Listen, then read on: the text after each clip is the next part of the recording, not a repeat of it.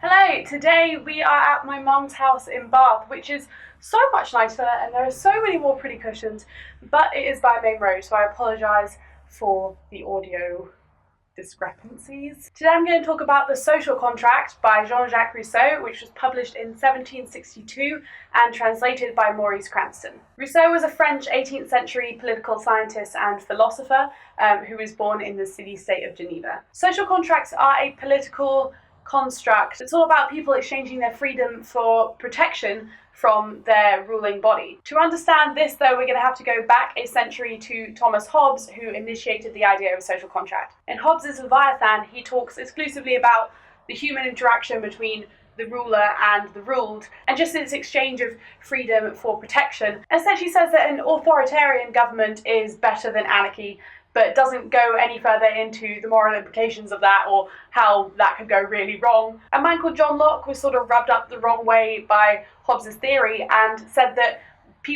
humans do have some natural given rights. Although he did say these rights are given by God, but let's just bypass that for a sec. He said that instead of giving up our freedom to the governing body, it's more of a relationship of trust, but also should abide by the fact that it's a contract, and if it's not being fulfilled on either end, the people have a right to rebel and form a better state of government. A generation after Locke, Rousseau comes along and says that people shouldn't have to give up any of their freedom to government. He instead proposed a new logical system of the social contract, which is discussed in this book, where people give up all of their freedoms to one another and thereby don't lose anything. It's kind of hard to explain, but I saw a great analogy in a YouTube video that I will link below that's all about Rousseau, where this doctor said it's sort of like everybody having 3 apples and then giving them all away, but, getting 3 apples back to them because everybody else is giving their apples away. He's basically saying that the sovereign, the people, should have complete control over the state, and that the state should be formed based on the opinions of the sovereign. This is where Rousseau develops the idea of a general will. If we take away from these same wills, the pluses and minuses which cancel each other out, the balance which remains is the general will. He's basically saying that the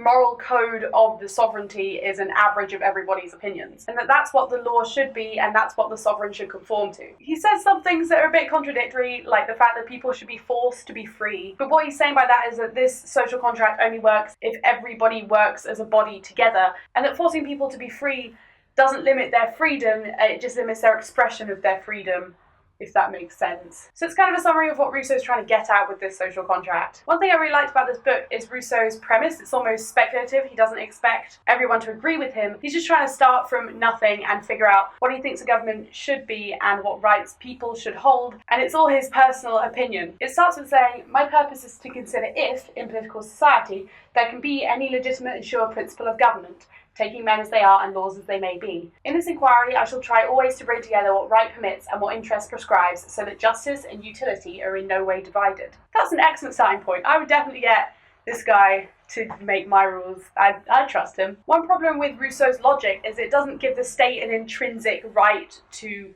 any power, because it's completely formed by the freedom of the sovereign, which means that unlike Hobbes and Locke, people could revolt at any time. In some ways that's good, because it encourages the evolution of the political state, and it forces the state to redefine itself according to the opinions of the sovereign at the time, but also so much war.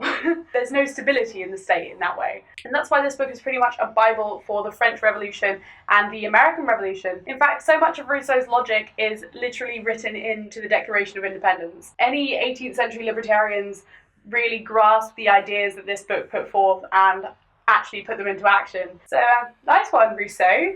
Got stuff done. Progressed the field of political science. I don't have much more to say on this. This has been The Social Contract by Jean-Jacques Rousseau. I think it's the biggest great idea I've read so far. It's like 160 pages or something. Very interesting if you are interested in political philosophy. Next time, I already have it, we'll be talking about Christians and the Fall of Rome by Edward Gibbon.